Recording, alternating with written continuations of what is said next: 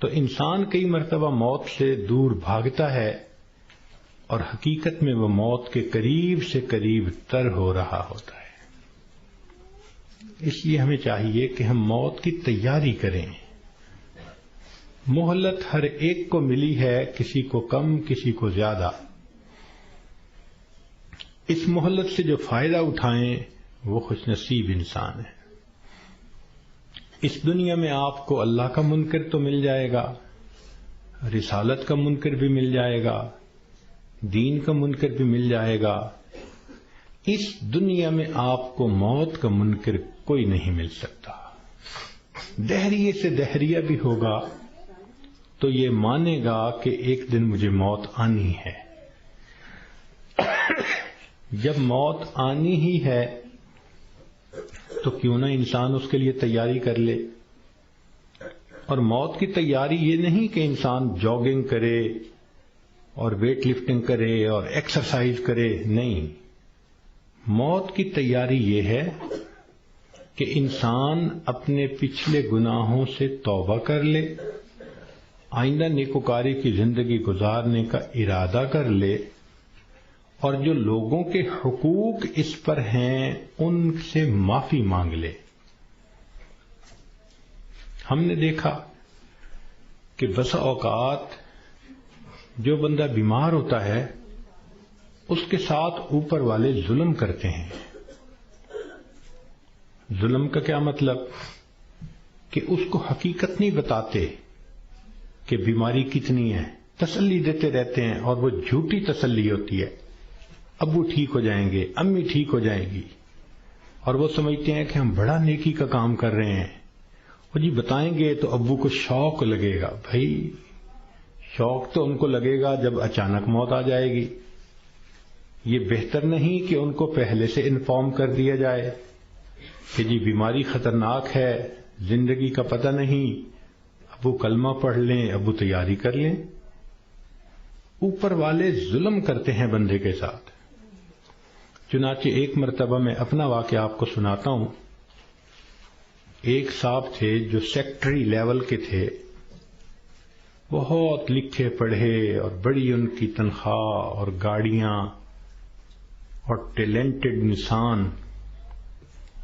ان کی ریٹائرمنٹ ہوئی تو وہ بیمار ہوئے تو ہاسپٹل میں تھے۔ گھر آئے تو ہم ان کی تباہ پرسی کے لیے حاضر ہوئے۔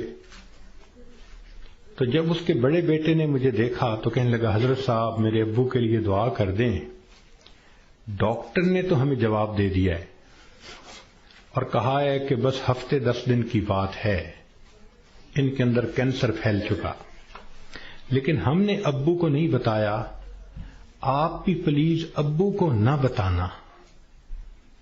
میں خاموش رہا۔ خیر اندر گئے، ملاقات ہوئی۔ تھوڑی دیر کے بعد میں نے انہیں کہا جی کہ مجھے آپ سے کوئی بات کرنی ہے،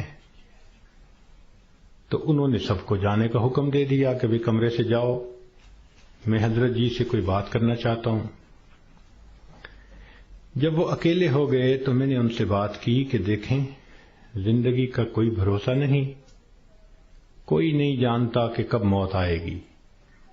کیا پتا میری موت پہلے آئے، کیا پتا آپ کی موت پہلے آئے۔ ہم نے آنکھوں سے دیکھا ہے بوڑھا باپ جوان بیٹے کی لاش کو دفن کر رہا ہوتا ہے، اور کئی مرتبہ جوان باپ اپنے نوزائیدہ بچے کی لاش کو دفن کر رہا ہوتا ہے۔ تو یہاں کیا بھروسہ زندگی کا؟ کہنے لگے بالکل صحیح بات ہے۔ میں نے کہا کہ بات یہ ہے کہ آپ کی جو رپورٹیں ہیں ان سے پتہ چلتا ہے کہ آپ کے اندر کینسر بہت پھیل چکا، اور ڈاکٹروں نے ہفتہ 10 دن کا وقت دیا ہے، تو بہتر یہ ہے کہ آپ تیاری کر لیں۔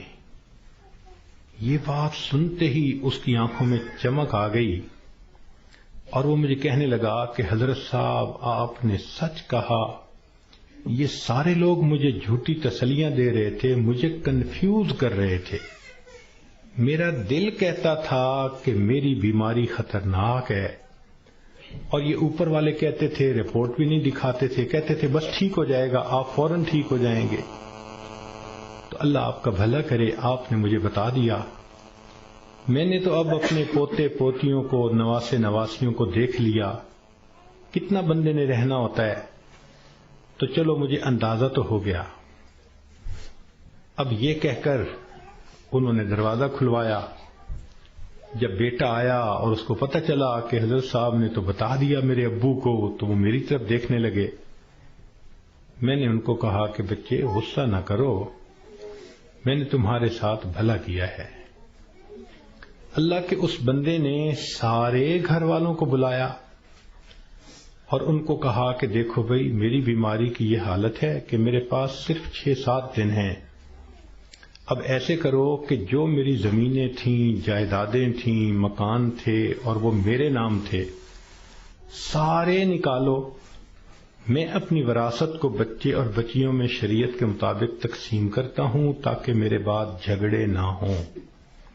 لو جی، 2 دن میں انہوں نے سب جائیدادوں کا بچوں کے نام انتقال کروا دیا تاکہ بچوں کے جھگڑے نہ ہوں آپس میں۔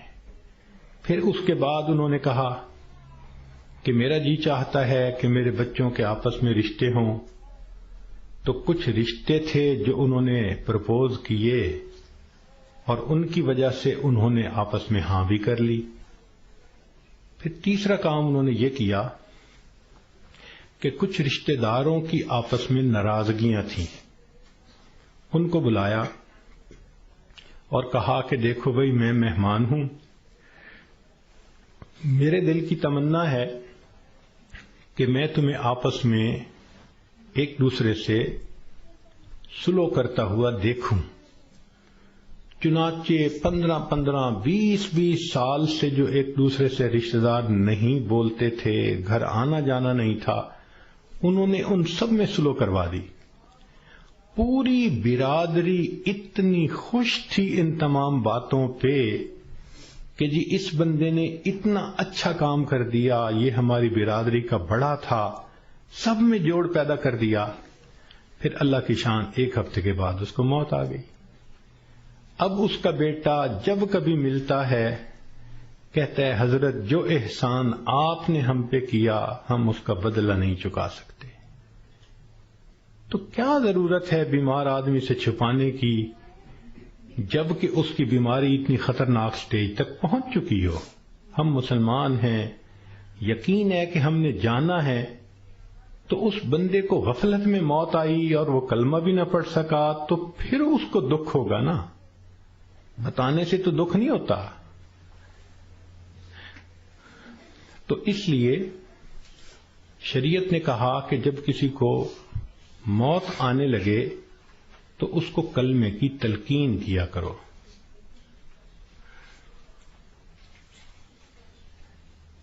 ہم نے یہ دیکھا ہے کہ ادھر بندے کے آخری لمحہ ہوتا ہے اور ادھر بیوی جو ہے آگے بڑھتی ہے اور بیٹی کو کرتی ہے، آپ نے پہچانا اسے، یہ کون ہے؟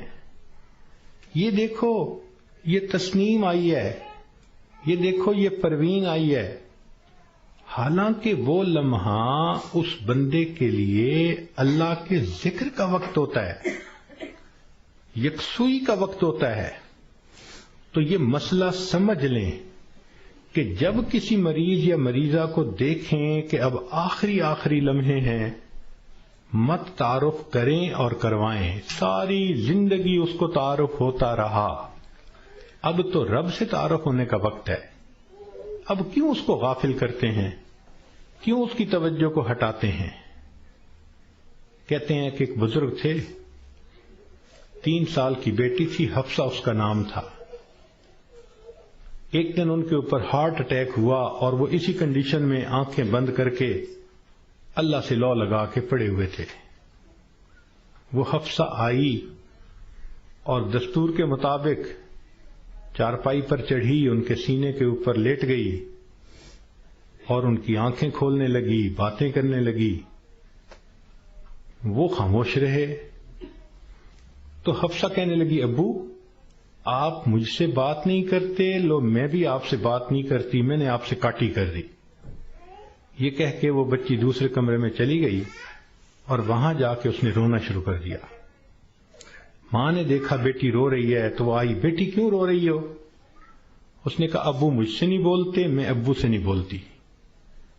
تو ماں اپنی بیٹی کو اٹھا کے لائی اور ان کے پاس آ کر کہنے لگی، دیکھیں نا آپ حفصہ سے نہیں بول رہے، یہ آپ سے ناراض ہو گئی ہے، آپ حفصہ کو منا لیں۔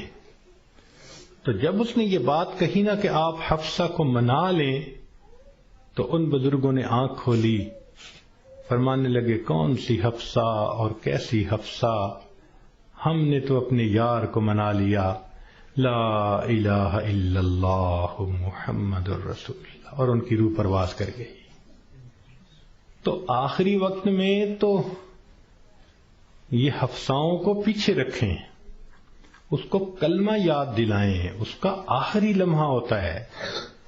زندگی میں تھوڑی محبتیں اس نے دکھائیں اور محبتیں کیں، آخری وقت میں تو بندے پہ ظلم ہو رہا ہوتا ہے کہ اس کی توجہ اللہ کی طرف سے ہٹا کے دنیا کی طرف لگا رہے ہوتے ہیں۔ تو یہ ذہن میں رکھیں کہ جب کسی کو دیکھیں کہ اب آخری لمحہ ہے تو بس کلمہ پڑھیں اس کے سامنے، ذرا مناسب آواز سے لا الہ الا اللہ پڑھیں تاکہ اس کو کلمہ یاد آ جائے اور اللہ اس کو پڑھنے کی توفیق عطا فرمائے۔ اور یہ بھی ذہن میں رکھیں کہ ایک غلطی اور بھی ہوتی ہے کہ جب کسی کا آخری وقت قریب آتا ہے نا، اللہ ان ڈاکٹروں کو ہدایت دے، یہ اس کو نشے کا ٹیکہ لگا دیتے ہیں اور اپنے ذہن میں سوچتے ہیں کہ اس کو تکلیف نہیں ہوگی۔ او اللہ کے بندے، تم نے نشے کا ٹیکہ لگا دیا، یہ کلمہ کیسے پڑھ سکے گا؟ ساری زندگی جس کی تمنا رہی کہ میں آخری وقت میں کلمہ پڑھ کے جاؤں، تم اس کو بے ہوش کر دو گے تو اس نعمت سے محروم کر دو گے۔ اس لیے جب آپ دیکھیں کہ اب آخری وقت ہے تو ڈاکٹروں کو منع کر دیں، ہاسپٹل میں ہوں، گھر میں ہوں، ڈاکٹر کو سختی سے کہیں کہ ڈاکٹر صاحب اس وقت آپ نے نشے کا ٹیکہ نہیں لگانا، تاکہ ہوش کے ساتھ یہ کلمہ پڑھ کے ایمان کے ساتھ دنیا سے رخصت ہو۔ اس وقت کی جو تکلیف ہوتی ہے وہ تو گناہوں کی معافی ہو جاتی ہے۔ تو یہ بھی غلطی ہو جاتی ہے، اس کا بھی بڑا خیال رکھیں۔ اور ایک آخری بات کہ ہم نے دیکھا کہ لوگ جب میت کا جنازہ پڑھتے ہیں تو اس وقت اعلان کرواتے ہیں، اور جی اگر لین دین کا معاملہ ہو تو ان کے بیٹوں سے کر لو، اور اگر کسی کا کچھ دکھ دیا ہو، دل دکھایا ہو تو پلیز اللہ کے لیے سب معاف کر دیں۔ تو پہلی بات تو یہ بتائیں کہ جن کا اس نے دل دکھایا کیا وہ اس کا جنازہ پڑھنے آئے ہوں گے؟ اور دوسری بات کہ اگر اس نے رشتہ دار عورتوں کا دل دکھایا تو عورتیں تو ویسے ہی جنازہ پڑھنے نہیں آتی۔ تو موت کے بعد اعلان کروانے کا اتنا فائدہ نہیں، لطف اور مزہ تو یہ ہے کہ زندگی میں یہ معافی مانگے